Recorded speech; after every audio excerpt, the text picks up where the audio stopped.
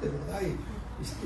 Y me llevó a un lugar y me dijo, ahí cerca de la escuela, a platicar, dice, mira, encontré a Jesús y esto cambió mi vida y me transformó. Y de momento le dije, ¿sabes qué? Déjame en paz, esto no es para mí, esto llévaselo a las viejitas, ella lo necesita, yo no necesito esto, ¿verdad? Pero hizo algo que marcó mi vida. Por 3 meses él se fue a orar y a buscar a Dios para que Dios tocara a su mejor amigo, ¿sí? Y un día, sí, fuimos a jugar fútbol, el equipo de la prepa, de la facultad, y cayó un tormentón. Entonces dije, te invito a mi casa para que ahí te bañes, te cambies y ya te vayas. Entonces pues ya se bañó, se cambió, y me digo, pues vas a tu casa. Y dice, no, voy a la reunión que tú sabes que tengo que ir. Y esa noche el Señor puso mi corazón y dijo, oye, yo quiero acompañarte, porque por 3 meses había visto a este amigo mío que su vida había cambiado, ya no era la misma. Yo conocía esos problemas, yo conocía lo que él estaba padeciendo, y a pesar de todo él seguía adelante. Entonces lo acompañé, y me acuerdo que esa noche había como 4 o 5 personas en esta reunión. Era la casa del pastor, que es mi pastor, ¿sí? Y ahí empezó la iglesia en su casa. Y entonces no entendí yo nada del mensaje. Él habló sobre la segunda venida de Cristo. No entendí, pero me sentí tan cómodo, me sentí tan agradable, me sentí tan bien. Mi padre había sido alcohólico y eso destruyó la familia y trajo un montón de broncas y de problemas. Mamá tuvo que trabajar bien duro, fuimos muy pobres, muy pobres. Yo sé lo que es la pobreza y la miseria, y yo le digo a la iglesia, hay 3 cosas o 4 que yo rechazo y odio, ¿no? La pobreza, porque la pobreza no trae bendición, y no soy de los predicadores que les gusta bajarles el dinero a la gente, no hablo de eso, pero tener en tu casa comida es una bendición, ¿sí o no? ¿Sí? Entonces el alcoholismo, ¿verdad? Que mató a mi padre, y que yo a los 15 años estaba yendo para ese rumbo, ¿sí? Y el cáncer que mató a mi padre, ¿sí? Al final de cuentas, de tanto fumar y le cayó un problema muy severo en los pulmones, y eso lo destruyó. Entonces las drogas, todo. Pero al final de cuentas, ¿sabe qué? Ese principio que mi amigo me mostró fue el que transformó mi vida, y ese que ha cambiado mi vida. Hoy le doy agradecido con Dios, porque tengo más de 40 personas de mi familia que son cristianos y están en la iglesia. Gané a toda mi familia, gané a todos mis sobrinos, gané a toda mi hermana. Yo perdí 3 hermanos, ¿sí? Y más quedamos mi hermana y yo, y ese proceso fue... no tengo tiempo para contar lo que ha pasado en mi vida. Quiero compartir esto para brincar, ¿sí? Arreglé las cosas para no irme tan temprano de aquí, ¿sí? Quiero estar con ustedes esta mañana, ¿está bien? Amén. ¿Sí? Ok. Y cuando yo me convertí, al año, yo empecé a sentir un deseo. Me voy a vivir a la iglesia, porque ya había crecido grupo. De repente el Señor trajo como 40 o 50 jóvenes, y la casa del pastor se llenó, ya no cabíamos. Y entonces él dijo, vamos a rentar una casa, y abrimos la casa. Y ese día, cuando abrimos, yo creo que había unas 100 gentes más o menos, ¿sí? Estoy hablando en 1976, una iglesia en 1976, tener 100 gentes era otro mundo, era otra cosa, ¿no? Era decir, tú estás muy bien, ¿no?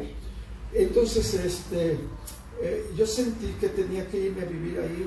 Ese tiempo yo trabajaba en un teatro donde hacían desnudos las muchachas. Entonces el sábado me convertí, y el lunes fui y presenté mi renuncia. Algo dentro me decía, esto no es para ti, ¿sí? Entonces buscaba trabajo y no encontraba, buscaba trabajo y no encontraba. Y mi familia dependía de mí, y mi hermana y yo sosteníamos todo el hogar. Y de repente sientes que te tienes que ir a vivir a la iglesia, y con un sueldo muy apretado, ¿no? O sea, mi primer sueldo fueron 50 pesos, no quiero que diga, más o menos, ¿no? Acostumbrado, yo ganaba como 2,000, 3,000 pesos por semana, y mi sueldo era 50 pesos por semana. Pero tú vas porque sientes que algo te está llevando ahí, Así como cantábamos ahorita, Él mueve montañas, Él mueve todo, Él mueve mentiras, Él mueve lo que sea por ir tras de ti, por ir por tu vida. Yo lo necesitaba y Él fue por mí, dejó las 99 y Él fue por mí. Y me fui, sí, dejé en casa a una mamá llorando, dejé a un papá descontrolado y una hermana que me echó pleito, porque mi familia era tradicional, de la religión tradicional. No entendía, ¿no? Y me acuerdo que yo llegué y veía a mi mamá llorando y mi familia, y llegas así como a la iglesia solo, y el enemigo quiere aprovecharse de la situación, y entras en una crisis de melancolía, de depresión, emocionar un poco, y ¿qué voy a hacer aquí? Mejor me regreso, dejé a mi mamá. Pero Dios empezó a ministrarme, a consolarme, y me empezó a decir, yo voy a hacer algo en tu vida. Y me acuerdo que empecé a orar como mi amigo lo había hecho. Y después de un tiempo le dije al Señor, y no quiero que suene orgullo ni vanidad, le dije, yo no puedo ir al cielo, Señor, si mi familia no está conmigo. O sea, yo no entendía mucho, tenía una semana, 2 semanas, pero yo no puedo ir al cielo. ¿Cómo voy a ir al cielo a disfrutar cuando sé que mi mamá y toda mi familia vaya al infierno? Sí. Y Dios me desafió y me retó. Bueno, ok, pues vamos a ver esto, y que te metas a buscarme bien. Y por 3 años estuve buscando al Señor en esta área todos los días, levantándome, y hasta que un día me dijo el Señor, ya no ores más por ellos, ahora agradéceme por lo que voy a hacer. ¿Sí? Y a los 3 años yo estaba predicando, mi mamá vino a verme, le dijo, oye, pues ven a verme para que veas lo que estoy haciendo, ¿verdad? ¿Sí? No estoy haciendo nada malo, ven para que te sientas, yo tratando de manipularla por las emociones, para que te sientas orgulloso de tu hijo, ¿sí? Yo tenía 19 años, ella vino ese día, yo estaba predicando, y a la media predicación, allá donde estaba mi hermano, junto a aquella columna, estaba mi mamá escondida, y yo me dijo, para de predicar y manda a tu mamá a llamarla, está lista para recibirme. Le dije, mamá, Dios te está hablando, me dice que pases y que vengas a recibir a Cristo. Ella se levantó, y allí delante de toda la gente se olvidó, y ella recibió al Señor. A la siguiente semana vino mi papá, escondido también, y me dijo, hacer yo lo mismo, para de predicar y mándalo a llamar. Se levantó y vino. Luego vino mi hermana y vinieron mis sobrinos, y vinieron. Yo perdí a mi hermana. Yo estaba en una crisis muy fuerte, porque mi hermana mayor había muerto en el mes de enero. Yo me convertí en agosto. Dejó 6 niños, y la más chiquita de 1 semana de nacido, ¿sí? Entonces yo no la alcancé a ver. Yo fui a trabajar al teatro que les decía, y cuando regresé me dicen, se acaba de llevar a tu hermana al hospital, pero no le di importancia.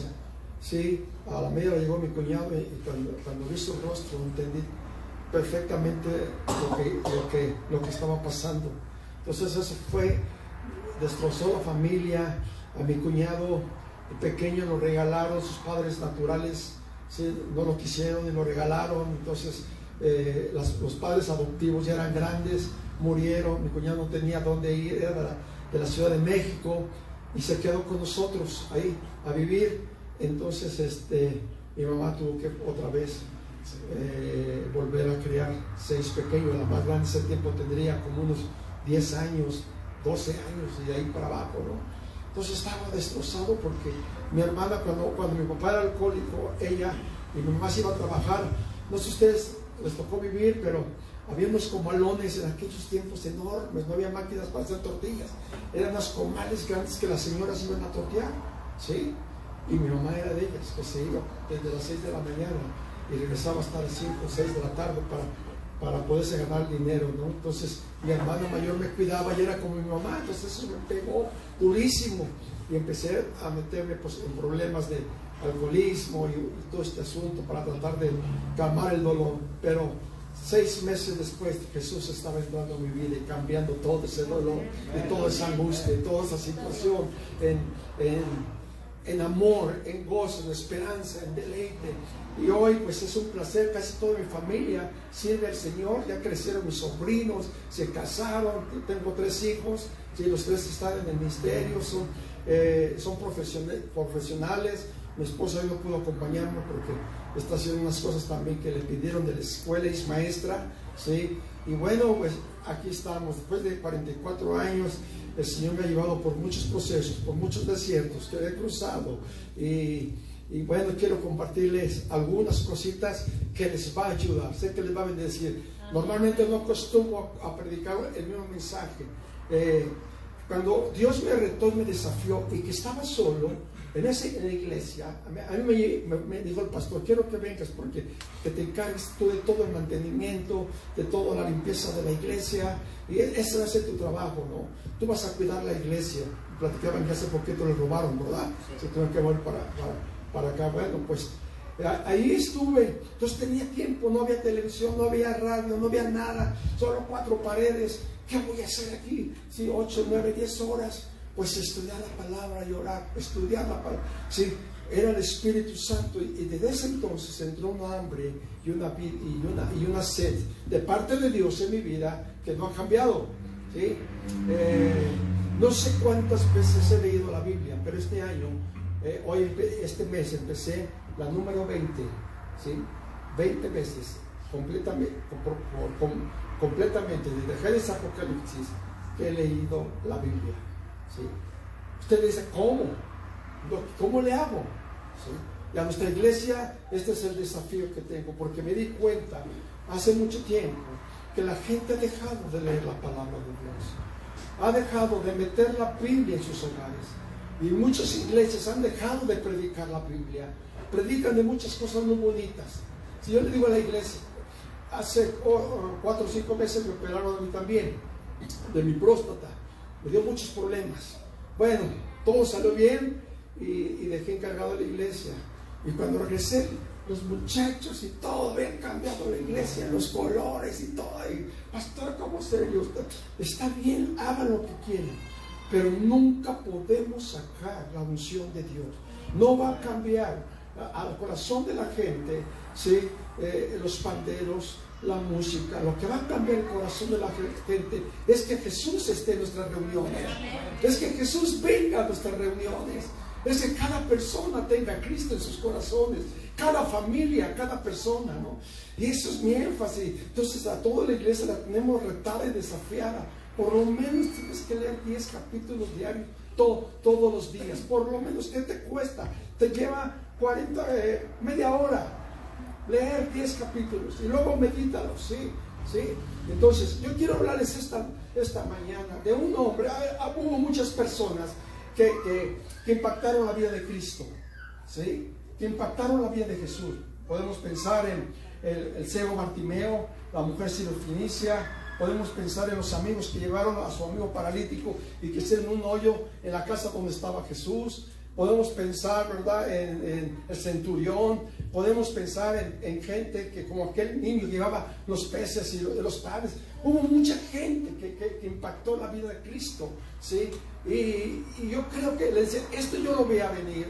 Yo no sé, yo les decía, la iglesia la siento fría, indiferente, y eso también incluía a nuestra iglesia. Aunque estábamos recibiendo gente, aunque llegaba gente, yo veía que, pues sí, la gente se estaba contenta, se iba feliz, pero no los veía creciendo, no los veía madurando, no los veía, ¿sí?, en una conexión con Dios. Y eso era desesperante, porque sí, venían a la iglesia, sí traían sus diezmos, nuestras finanzas estaban muy bien, los ministerios estaban creciendo, pero lo que más me importaba, la conexión con Dios, esa yo no la veía, que nuestras familias la tenían. Sí, buenos hombres, buenas personas, buenas familias, amaban a Dios a su manera, y bueno, y conociendo otras familias, pues aquí en la ciudad yo soy muy conocido, entonces veía que la iglesia no estaba respondiendo como es. Señor, tú vas a hacer algo, una sacudida. Esto es lo que yo veo venir. Nunca me imaginé que iba a ser de esta forma y de esta manera, ¿no? Pero al final de cuentas, esta pandemia ha puesto a muchas personas en lo que estaba en su corazón, ¿sí o no? Yo no sé si a ustedes les ha afectado, pero me di cuenta que lo que yo estaba pensando tenía razón. Muchas familias hoy de nuestra iglesia no están en nuestra iglesia, ¿sí? Tienen miedo, tienen temores, tienen justificaciones. Yo los veo que no pueden ir a la iglesia, pero los veo que andan de vacaciones. ¿Sí? No quieren ir a la iglesia porque tienen miedo a contagiarse, pero andan de vacaciones, andan por todos lados, ¿sí? Otros salió lo que estaba en su corazón. Cristo no era su prioridad, ¿sí? Pero es un tiempo donde el Señor está preparando su iglesia, porque Él va a venir por una iglesia sin mancha, llena de gloria, llena de poder, sin arrugas, santa, y eso eres tú y somos yo, y por eso venimos a alimentarnos. Hoy quiero hablarles acerca de un hombre. Yo sé que tú lo has leído, y sé que los niños, sí, los jóvenes me dijeron, pastor, ya no usen notas, tenga este celular, un celular, y no le hallo mucho todavía, ¿ok? Así que, si se me atora algo, aquí está para ayudarme, ¿ok? Sí, yo sé que ustedes han leído mucho la historia de Zaqueo, los niños se las han enseñado, pero la última vez que yo leí, hace unas 3-4 semanas, la vida de Zaqueo, me impactó, porque fue un hombre que impresionó a Jesús, que lo impactó. Y aquí vamos a ver una historia llena de muchas cosas, de humor, vamos a ver unas cosas de amor, una historia también de pasión, una historia de necesidad, una historia donde es donde yo veo la iglesia, ¿sí? Y sé que Dios no está con las manos atadas. En medio de esta pandemia, Dios está planeando algo. Tenga la seguridad, algo va a suceder después o durante esta pandemia, donde Dios va a mostrar su brazo de poder, donde Dios va a mostrar lo que Él es. La Biblia dice que todas las naciones vendrán delante de Él y van a confesar con su boca, ¿verdad?, que Jesucristo es el Señor. Amén. Que la tierra será llena del conocimiento de la gloria del Señor. Y esta pandemia a lo mejor va a servir para que algunos de tus parientes que no querían, que les has compartido, ¿sí? Hay familias allá afuera destrozadas, despedazadas por lo que está sucediendo, van a llegar a nuestras iglesias. ¿Y sabes cuál es mi oración? Que cada iglesia haya filas afuera tratando de entrar a nuestras congregaciones, porque quieren conocer de Jesús. Amén. Y esto va a pasar, esto va a suceder. Abra su Biblia, por favor, en el capítulo 19 del libro de Zaqueo. Con toda la honestidad, necesito que ustedes me hagan una señal cuando, más o menos 5 minutos antes, para terminar. Si no traigo aquí el reloj, así que si estuviera en mi iglesia no tendría este problema. No, he cambiado, ha sido difícil. Tenemos 4 servicios hoy en la iglesia.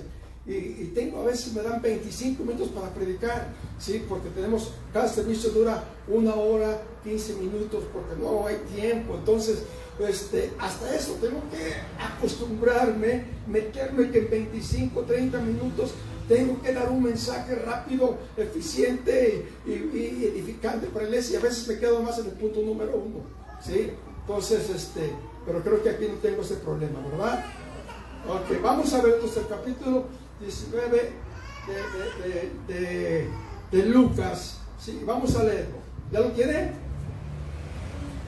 Lucas 19 dice: habiendo entrado Jesús en Jericó, fíjese bien, iba pasando por la ciudad.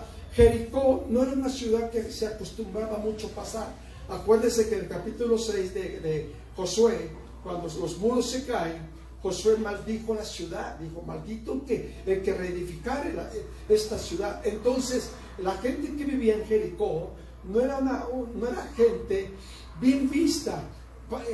Todo el mundo lo señalaba y dice: estás viviendo en una ciudad que es maldita. Entonces, no era muy común que la gente pasara por Jericó. Pero siempre ahí está Jesús. Siempre me encanta, porque va a los desafíos en donde la gente no quiere ir. Sí, usted puede ver pues el capítulo 4 de Juan. Dice que se sentó en un pozo y esperó que llegara una mujer samaritana. ¿Sí se acuerda de ese pasaje? Nadie tampoco quería ir a Samaria, porque Samaria eran considerados, perdónenme la expresión, para los judíos unos perros, ¿sí? Entonces Jesús va y espera que llegue la mujer a las 12 del día y se sienta con ella. ¿Para qué? para hacerles sentir su necesidad, pero luego brindarles su mano y luego decir, aquí estoy yo soy el Salvador del mundo, yo soy el que puedo cambiar tu entorno, tu vida, puedo cambiar tu presente, tu propósito, puedo cambiar lo que sea. Yo soy Dios, yo soy el Señor, yo soy el Alfa, el Omega, el principio, el fin, yo soy el Todopoderoso. ¿Sí? Sobre de mí, ¿sí? está el Espíritu del Señor para sanar a los quebrantados de corazón, para dar vista a los ciegos. Bueno, Jesús se atreve entonces a ir a Jericó. Iba pasando por la ciudad, dice. Entonces, algo pasó por ahí que le llamó la atención a un varón llamado Zaqueo, que era jefe de los publicanos y ricos. Déjenme explicarle un poquito de historia para que agarremos el punto de esto. Los publicanos, estaban los fariseos, saduceos, herodianos y un montón de gente, de castas o de clases de gente que vivía en Jerusalén. Pero los publicanos, esta era una clase de gente muy especial, porque la gente no los quería, los judíos no los querían, los romanos no los querían, ¿sí? Pero eran necesarios para los romanos. ¿Qué sucedió cuando Augusto César, el emperador que estaba gobernando en los tiempos de Jesús, se dio cuenta que sus arcas estaban quedando vacías o que estaban siendo afectadas? Él hizo una estrategia y dijo, ¿sabes la manera en que podemos nosotros evitar que nuestras arcas queden sin dinero? Es cobrando impuestos. Y tenemos aquí a muchos pueblos bajo nuestro yugo, y el principal es el pueblo judío, los cuales tienen mucho dinero. Vamos a cobrarles impuestos de todo, impuestos de todo, porque cruzan la calle, porque van a la pesca, porque se hicieron una silla, porque se acuerdan que a Jesús un día le quisieron cobrar impuestos porque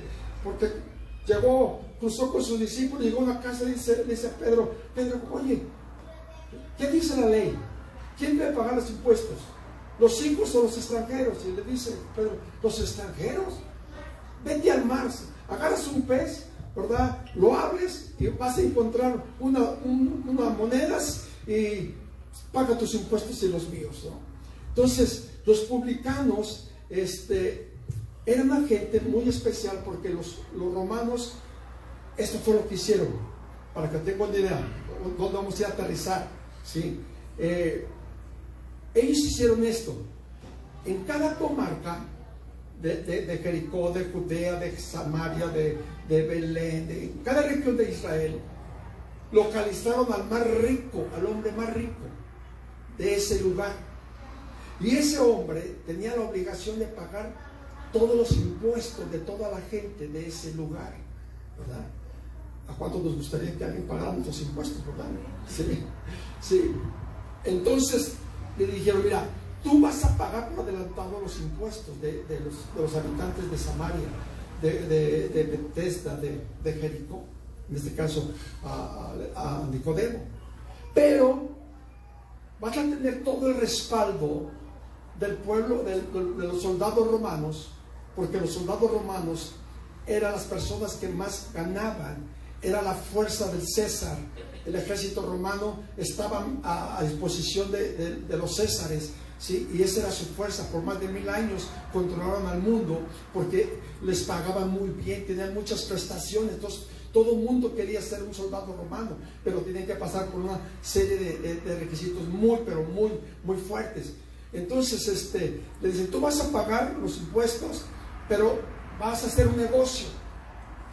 Te vamos a dar la oportunidad de que tú hagas negocio. Tú pagas los impuestos adelantados de la región donde tú vives, y tú vas a formar tu equipo de cobradores y vas a ir casa por casa a cobrar, o que vengan a un lugar público donde tú te vas a establecer y pagar. Y el que no pague, entonces los soldados romanos están a tu disposición para ir a su casa y se pueden llevar su hija, se pueden llevar sus hijos o sus bienes. Entonces todos tenían que pagar. Entonces los publicanos, ¿verdad?, judíos, ¿verdad?, que pusieron, al hacer este negocio, muchos, como dicen vulgarmente, encajaban las uñas. Por eso no los querían.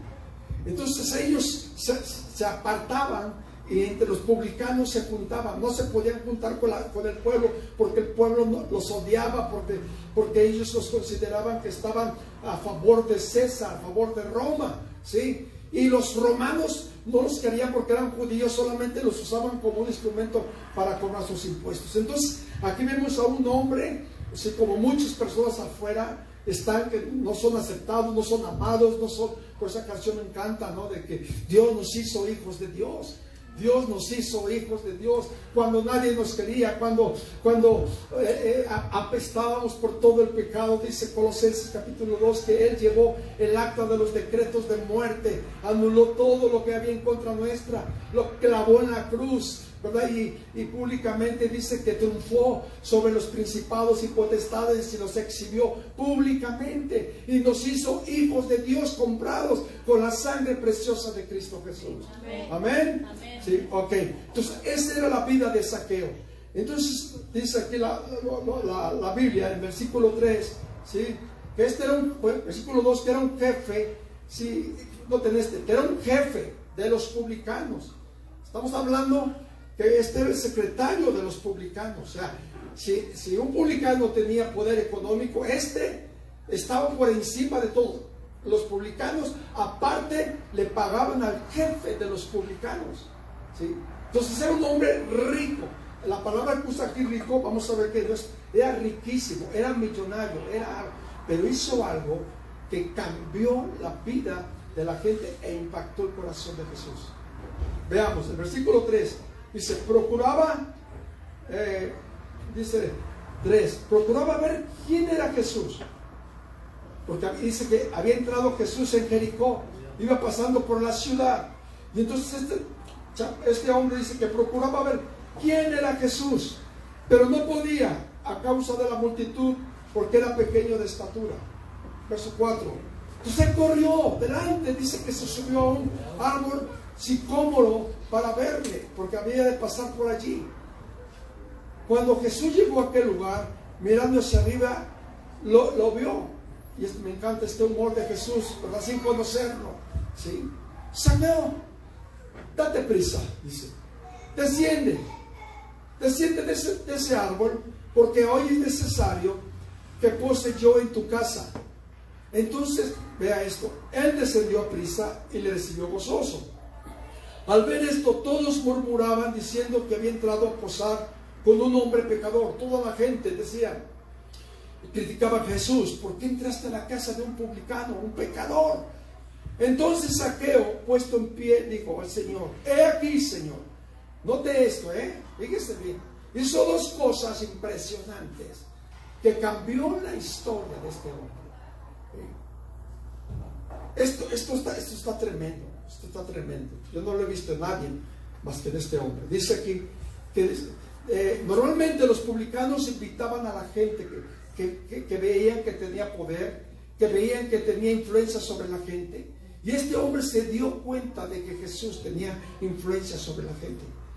Y lo invita a su casa, ¿verdad? O más bien Jesús se invitó solo, ¿verdad? Le dijo, hey, hoy quiero ir a tu casa. ¿Qué tremendo esto? O sea, uno puede decir, oye, Jesús, como que se te pasó, ¿verdad? Sí, como que, oye, Zaqueo, ¿te gustaría que yo fuera a tu casa? No, le dijo, desciende porque hoy quiero ir a tu casa. Así, en palabras mexicanas, ¿sí? Hoy quiero ir a tu casa. Si alguien te dice esta mañana o esta tarde, oye, hoy quiero ir a tu casa a comer, ¿qué le dirías? ¿Verdad? Bueno, si tú pagas, sí. ¿Verdad? Sí. Entonces, este hombre dice que descendió a prisa y le recibió gozoso. Entonces, ellos preparaban grandes banquetes para sus celebridades. Me imagino que rápidamente dio órdenes, preparen una mesa, algo especial, porque Jesús, el Nazareno, aquí está con nosotros, ¿verdad? Sí, y bueno, Jesús comió, sí, por eso lo criticaban, sí, ahí comió con él, pero al final, su propósito, ¿sí? De Zaqueo, necesito que es algo que me escuches esta hora. Necesito que me escuches porque lo que yo traigo para ti va a cambiar tu vida. Quiero seguir leyendo para no adelantarme. Entonces Zaqueo, puesto en pie, dijo al Señor, verso 8, he aquí, Señor, la mitad de mis bienes doy a los pobres, Y si en algo he defraudado a alguno, se lo devuelvo 4 veces. O sea, estamos hablando de una cosa muy seria, ¿sí? Vamos a ver ahorita. Jesús le dijo: hoy ha venido la salvación a esta casa, por cuanto él también es hijo de Abraham, porque el Hijo del Hombre vino a buscar y a salvar lo que se había perdido. Yo quiero hablarles esta hora, ¿sí? Los impedimentos que nos impiden ver al Jesús de la Biblia, el Jesús que está aquí, no el Jesús que nos pinta el mundo, no el Jesús pintoresco que está en una pintura, no el Jesús el que a veces nosotros nos hacemos, no, el Jesús que está aquí, el que descendió del cielo, dice la Biblia, ¿verdad? El que se hizo hombre, pero que no perdió su deidad, siendo hombre y siendo Dios. Ese Jesús, el que dice, habitó entre nosotros, y vimos su gloria como la del Padre, lleno de gracia y de verdad. Este es el Jesús que impactó a Nicodemo, que impactó a la mujer sirofenicia, al centurión, que impactó a los 5,000 que le dio de comer, a los 4,000, que impactó a Pilatos cuando le dijo: no encuentro nada a este hombre de qué acusarle, lo voy a soltar, ¿verdad? Él estaba impactado. Este es el Jesús que quiero hablarles esta mañana, ¿sí? No el Jesús a lo mejor que tú tienes acostumbrado en tu mente natural y mente carnal. Hoy la iglesia tiene que regresar de nueva cuenta a los principios bíblicos, al principio de la palabra, a leer la palabra, a llenarse de fe. Romanos 10:17 dice que la fe llega, ¿cómo? Oír, y oír, y oír, y oír, y oír la palabra de Dios, ¿no? Entonces, noten esto, ¿sí? En un principio dice que iba pasando una gran multitud, ¿sí?, de personas que le impedían ver a Zaqueo, ¿sí?, a Jesús. ¿Qué es lo que sucede en la actualidad? Vamos a dar una aplicación espiritual a este pasaje, ¿sí?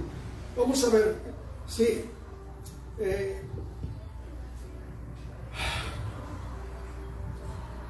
Fíjese bien. La multitud, como hace 44 años en mi vida, la multitud de problemas que yo traía y de situaciones difíciles en mi casa me impidieron ver a Cristo. Yo no me consideraba muy malo, entre comillas, pero era malvado.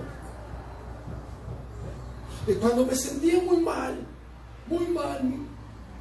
sí, yo iba después de un tiempo a la iglesia tradicional, me hincaba, no era religioso, pero quería pedirle a Dios que me perdonara por todas las cosas que yo había hecho. Y Dios, yo me acuerdo que de alguna manera Él me tocaba,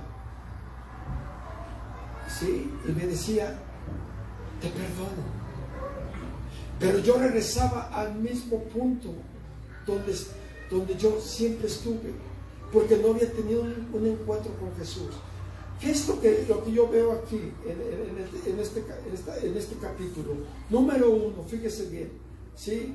Dice que una multitud de gente le impedía ver a Jesús, ¿verdad?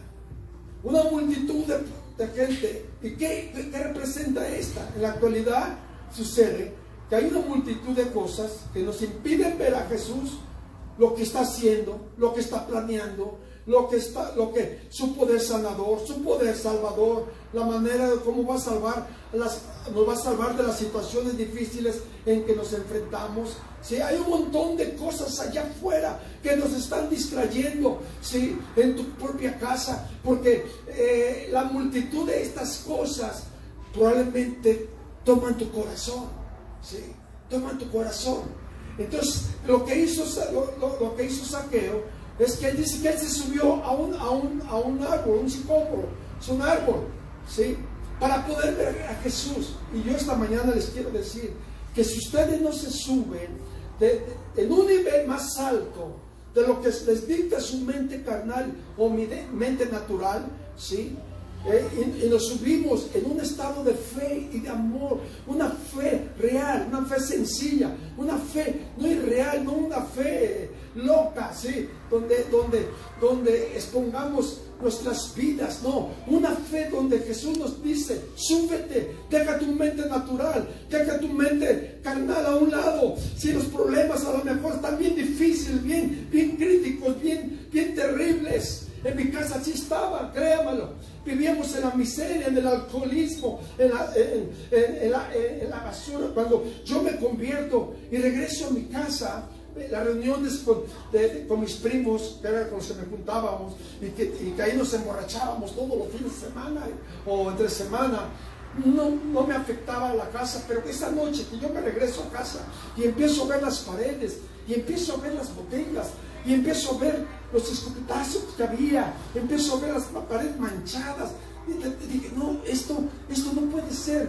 Los ojos se te abren, ¿sí? Y empiezas a ver las cosas de una manera diferente. Necesitamos a Cristo para ver las cosas de una manera diferente. Necesitamos a Jesús para entender que Él quiere tocar nuestra familia, que Él quiere tocar a tus abuelos, tu esposo, tu esposa, tus hijos, tus nietos. Que necesitamos ver a Jesús, que Él va a tocar esta ciudad que está tan perdida, una ciudad tan difícil. Nadie de los pastores hace años, nadie quería venir a Guadalajara porque decían: Guadalajara es la ciudad más difícil, es la peor ciudad de México.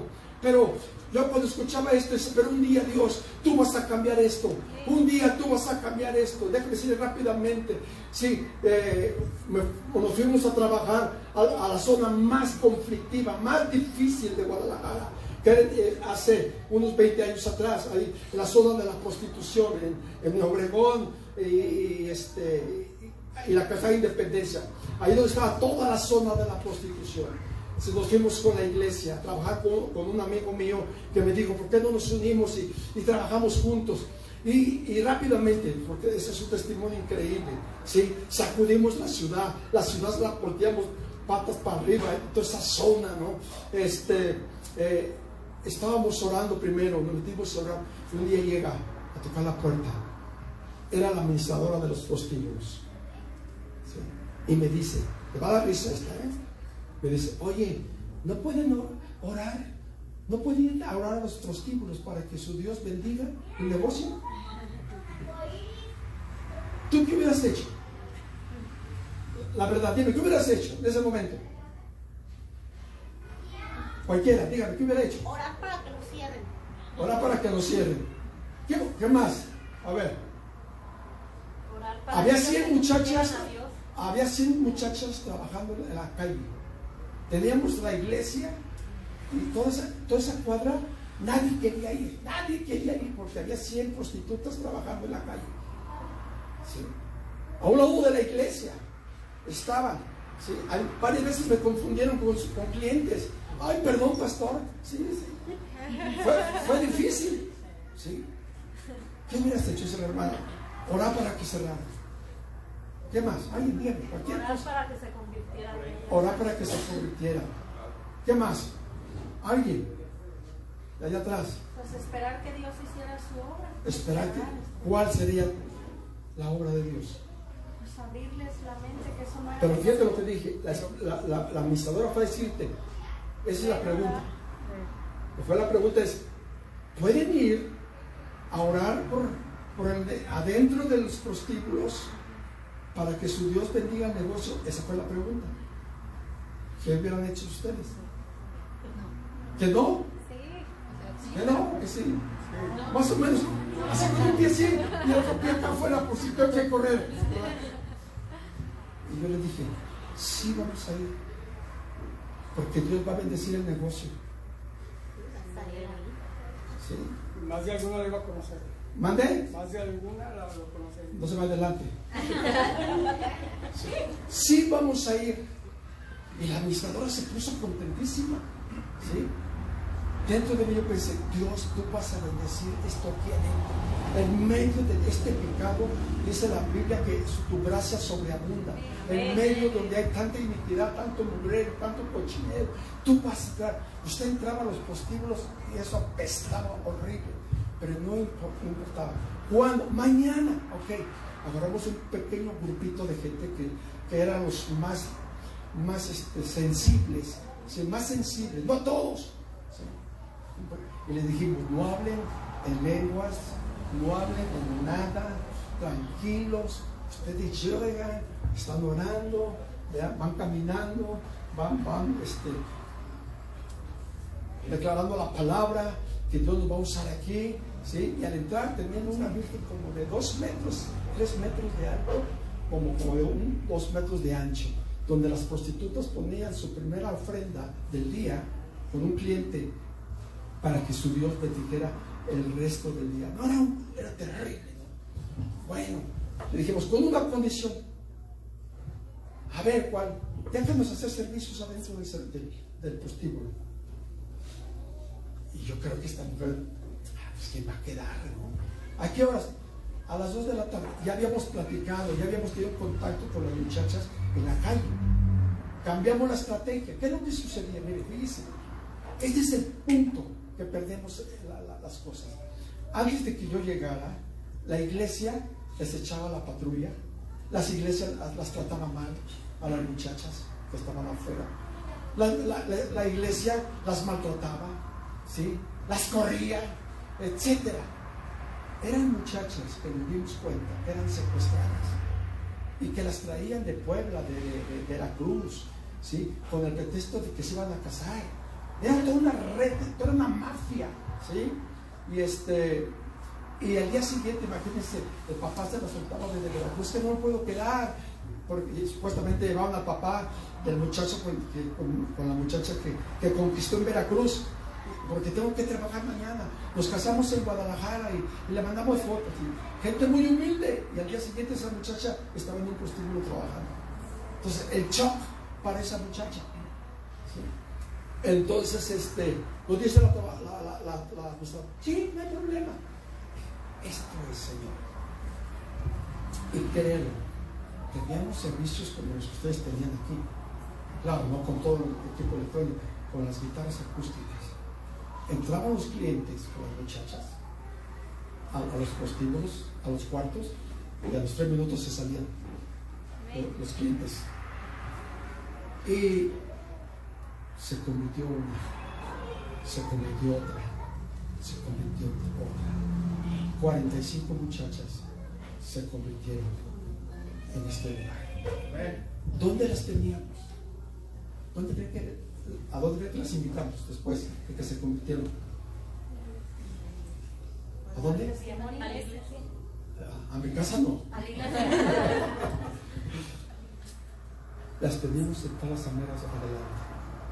Había que restaurar su dignidad, su autoestima, y las tratábamos como unas princesas del Hijo de Dios.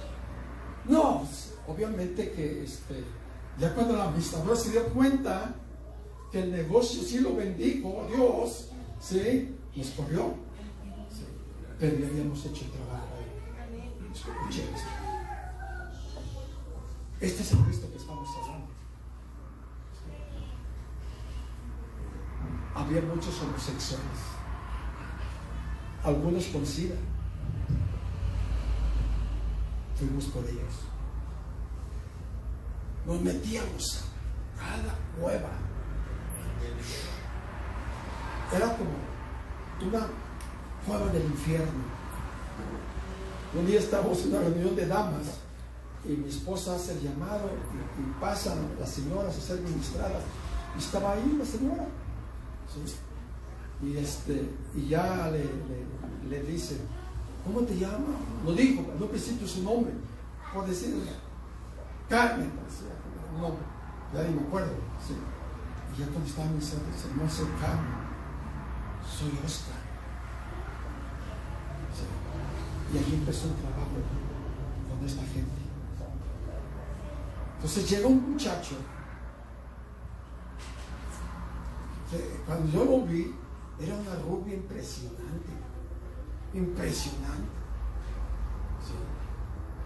Y me dice, es que yo vengo porque quiero cambios, he escuchado que aquí me cambian tu corazón.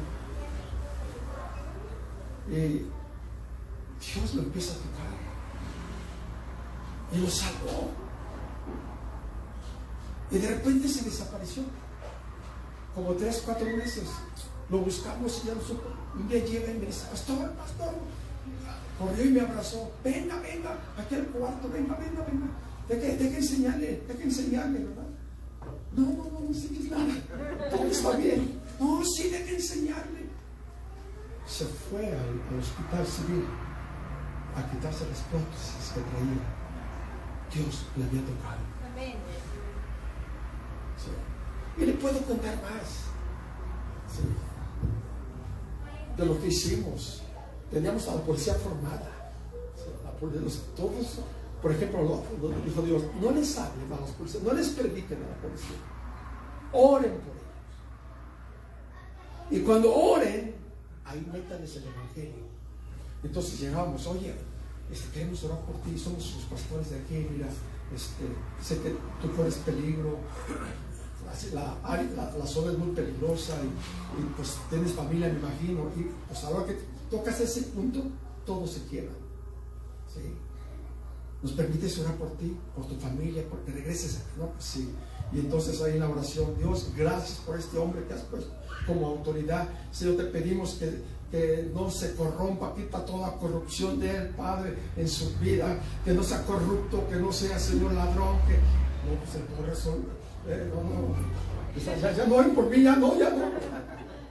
Esos policías empezaron a traer a otros policías, y antes de empezar su trabajo en la zona de San Juan de Dios, los teníamos formados en la mañana para que oráramos por ellos.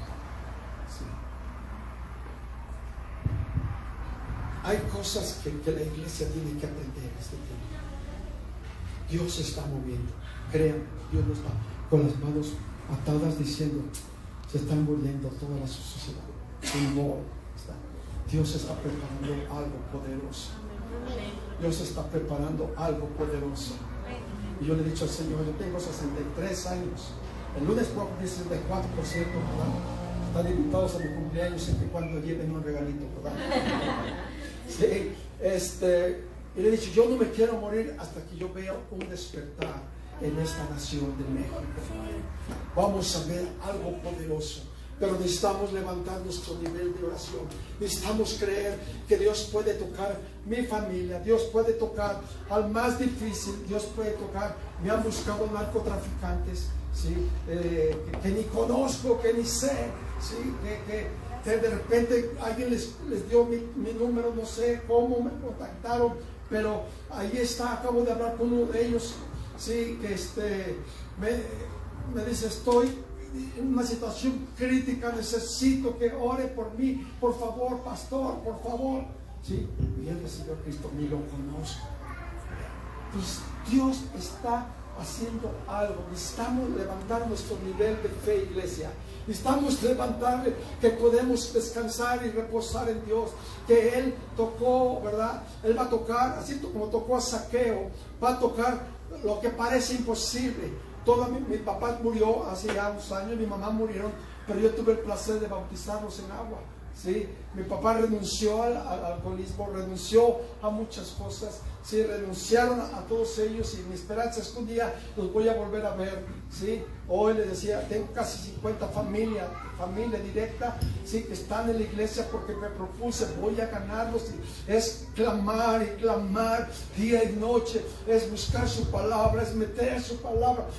Yo no leo tanto, porque quiero impresionar a la gente, porque entre más conozco a Jesús, más voy a ser como Él, ¿sí? Más vamos a ser como Él. Y la manera de conocer a Jesús está aquí en la palabra, ¿sí? La gente no lo entiende eso. Viene a la iglesia, a veces se conforma solamente con el sermón que dieron los pastores. Tú tienes la responsabilidad de meterte con Dios, de buscarlo, de que tu fe aumente. Y yo sé que esta pandemia nos metió aquí.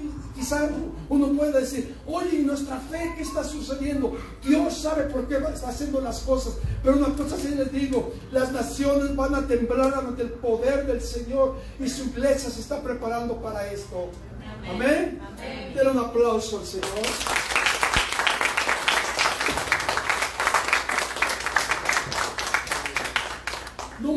fíjese, le dice, bájate de ahí. Quiero, lo que le está diciendo, Zaqueo, bájate de ese árbol, porque quiero pasar un tiempo contigo. Quiero ir a alojarme en tu casa. Lo que le estaba diciendo el Señor, déjame ir a tu casa, quiero quedarme ahí, porque tengo cosas muy importantes que decirte, que van a cambiar 4 cosas, fíjate bien, van a cambiar tu vida. La Biblia son leyes, son normas, sí, que hay que enseñar. Entonces Dios quiere cambiar mi presente. Si es un presente tibio, frío, indiferente, pues aún Dios quiere cambiarte, darte cuenta que es una oportunidad maravillosa. Sí, el otro, a veces no entiendo a la gente, a veces ustedes me pueden entender. Si tú lees poquito, la gente te dice que eres un mediocre. Si tú lees mucho, te dicen que eres un presumido. Entonces, ¿cuál es el punto que tú debes de leer y estudiar? Sí. Pues sabes que la Biblia no dice cuánto debes estudiar cosas. Debes de meterte y de conectarte con Dios para que las cosas que el Señor quiere hacer en tu vida, en mi vida, ¿sí? Él verdaderamente esté afectando nuestro corazón, afectando nuestro presente, nuestra vida, nuestro futuro, nuestro propósito. Y cuando Él supo de esto, fíjate bien, cuando Él supo de esto, dice que lo recibió gozoso en casa. Cuando tú entiendes que Dios va a cambiar tu vida, cuando tú entiendas que Dios va a cambiar tu presente, que ese presente que tú tienes no es el presente que Dios quiere que tú tengas, ese futuro, cuando tú ves, dices, no hay futuro para mí, no hay futuro para mis hijos, no hay futuro para... Si yo hubiera visto ese futuro en mi casa hace años, no hay futuro aquí, pura miseria, sí, pura miseria. Pero Dios abrió mis ojos cuando entró y me hizo ver, para ti tengo algo diferente, esto no es para ti, esto no es para mis hijos. Hay un futuro, hay un presente, hay un futuro, pero también hay un propósito que he determinado para tu vida y que te va a cambiar y que te va a sacudir y que te va a usar. Amén. Aleluya. Amén. Amén. Ese es Dios.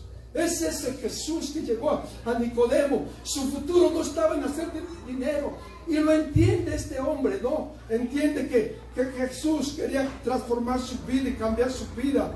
Entonces, fíjese, ¿sí? ¿Qué fue lo que hizo que impresionó esto? Aquí está el punto. ¿Sí? Vean punto número 3.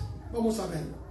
Cuando escucha que Jesús tiene un propósito para su vida, cuando entiende que Jesús va a sanar su corazón, cuando entiende que Jesús va a su casa, no para pasarla bien, cotorrearla ahí y tenerla bien, ¿sí? Hace mucho tiempo que yo apagué mi televisor y apagué mi radio y dije, Dios, el resto de mi vida, como Pablo dice en Gálatas 2:20, voy a vivirlo, Señor, para ti, porque el hombre viejo ya fue crucificado y con Cristo estoy clavado, y lo que me quede de vida lo voy a vivir en la fe del Hijo de Dios que me amó y se entregó. Dios, voy a buscarte.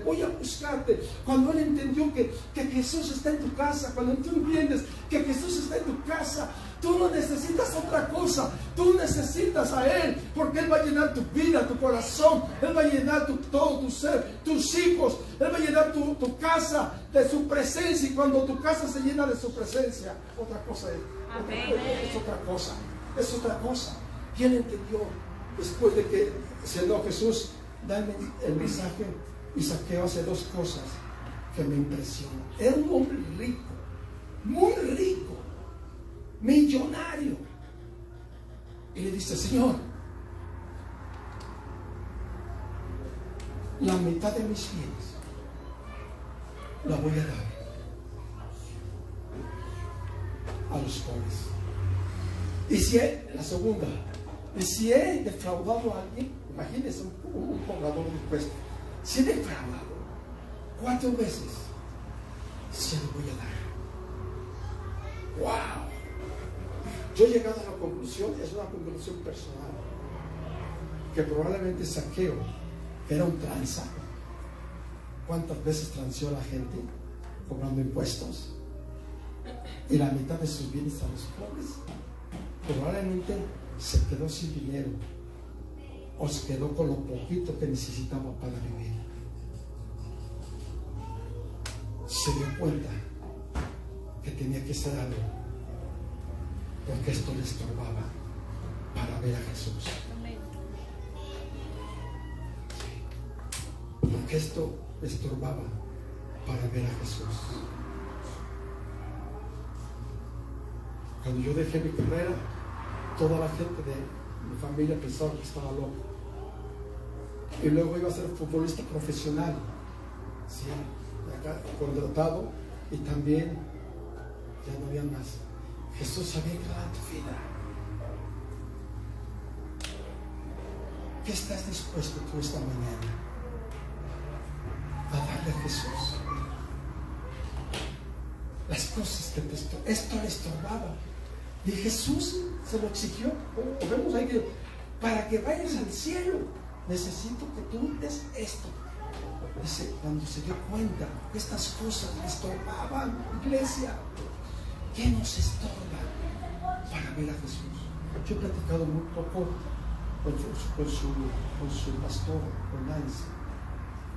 Y el poco tiempo que hemos platicado, yo le platicaba de mis experiencias. Por 44 años he pasado por muchos desiertos, donde Dios me ha permitido pasar por ahí por algún motivo, pero que ahora 44 años después es una escuela que he aprendido que esas cosas me estorbaban para verlo. Aquí veo algunos hombres. ¿Qué les impide para ver a Jesús? El Jesús que está en la Biblia, el Jesús que cambia, que transforma, que renueva, que fortalece, que consuela, que no estás quebrado, que estás en el piso y que estás allá abajo. Necesitas verlo. Ese Cristo real necesitas verlo, no el que te ha pintado allá afuera, el que no hace nada, el que es una historia simplemente de amor. No, el que te brinda la mano, como se la brindó a Nicodemo. Quiero terminar con esto.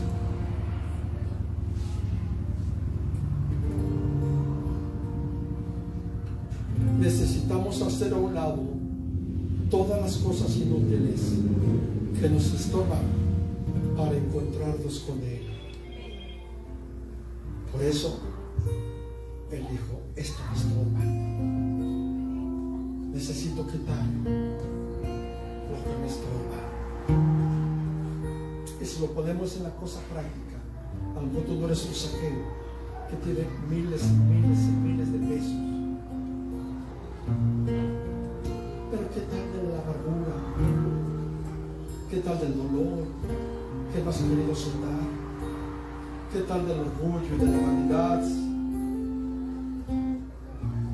¿Qué tal de la pornografía? Perdónenme. ¿Qué tal de mi carácter, mal carácter? ¿Cómo trato a mi esposa? ¿Cómo trato a mis hijos? O la esposa. Y no me permite ver a Jesús estas cosas. Y cuando Él dijo, Señor, me deshago de estas cosas, Jesús voltea y le dice, hoy el reino de Dios ha llegado a esta casa. Hoy verdaderamente tú me has visto como lo que soy. A lo mejor en un principio te interesó verme solamente a la persona, pero tú has visto ahora mi corazón, que es amarte, que es romper lo que te está molestando, que es romper lo que te está dañando, que es romper lo que te está afectando de tal forma que no puedas ver a ese Señor. Yo odiaba a mi padre. Yo odiaba esa miseria. Yo tenía 10, 12, 13 años y decía, ¿por qué nací aquí en este lugar tan terrible? ¿Por qué nací como un hombre que en lugar de daño nos quita?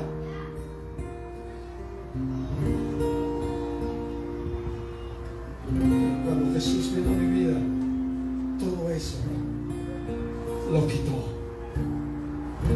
Todo ese estorbo Y Él está aquí para entrar a tu casa y para decirte: hoy quiero ir a tu casa. ¿Me recibes? Hoy quiero ir a tu casa para cenar contigo. Hoy quiero ir a tu casa porque me quiero sentar a la mesa contigo para sanar tu corazón, para sanar el corazón y para que tú quites todo lo que estorba, para que me conozcas como el Salvador y Señor de tu vida. Amén. Amén. Póngase de pie.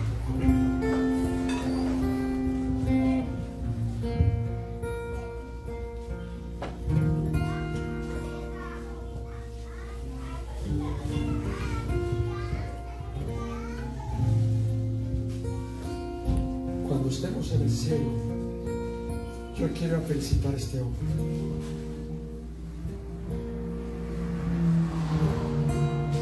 Porque no es fácil desprenderse de lo que se desprendió, ¿verdad? No es fácil. ¿Se acuerda del joven rico que fue con Jesús y le dijo: Señor, ¿qué necesito para entrar al reino de los cielos? Pues guarda los mandamientos. Todo eso lo he guardado, Señor. Dice: te falta una cosa. Vende todo lo que tienes y dáselo a los pobres. Y dos, ven y sígueme. Y dice que ese hombre se fue triste porque tenía muchas posesiones, muchas cosas que tenía poseído, que tenía su corazón tomado. Esta mañana podemos orar con honestidad. Amén. ¿Cuántos quieren orar con honestidad? Señor, cierra tus ojos. Te voy a dar un minuto para que pienses qué cosas te están estorbando.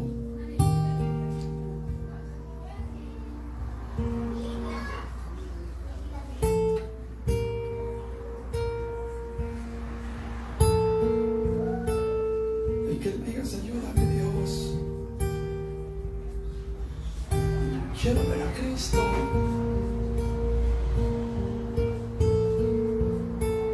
El Cristo de la Biblia, que vaya a casa a limpiar todo.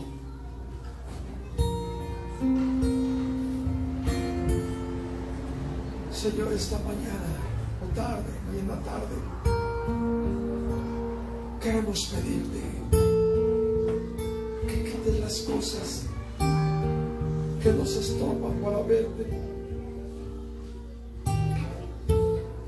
Cosas que han traído, Señor, a nuestra vida malestar. Cosas que han traído a nuestra vida, Señor, dolor, angustia. Cosas que nos han tomado y que nos impiden ver a Jesús, Señor. Esa multitud de cosas que están ahí, Dios, todos los días enfrente de nosotros, en el trabajo, en la escuela, en el hogar, aún en la iglesia. Cuando veo cosas y que las pongo como una barrera en mi corazón para decir: ¿por qué debes hacer las cosas así? Deberían de ser de esta manera, según creo yo. Y nos empiezan a estorbar, Dios, para verte.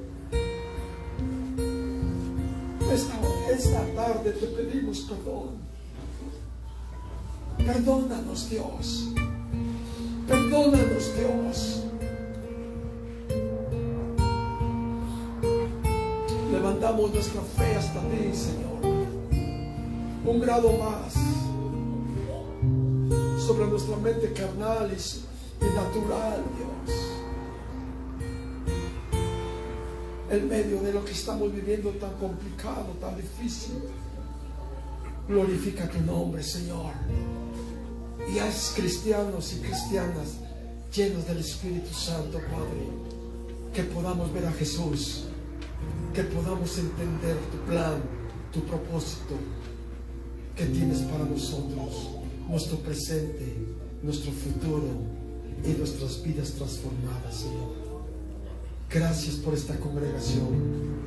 Bendigo a los pastores, bendigo su familia, bendigo la iglesia, bendigo los ministerios. Señor, derrama paz, derrama gracia, derrama gloria, derrama poder, derrama consuelo y fortaleza, derrama salvación, pero sobre todo, como en la casa de Zaqueo, ven aquí, ven aquí, te queremos, dice, te queremos, ven a casa, Señor, esta es tu casa, ven aquí, ven aquí, aleluya, en el nombre que es sobre todo nombre, nuestro Señor Jesucristo. Amén, amén. ¿Le puede dar un aplauso a Él?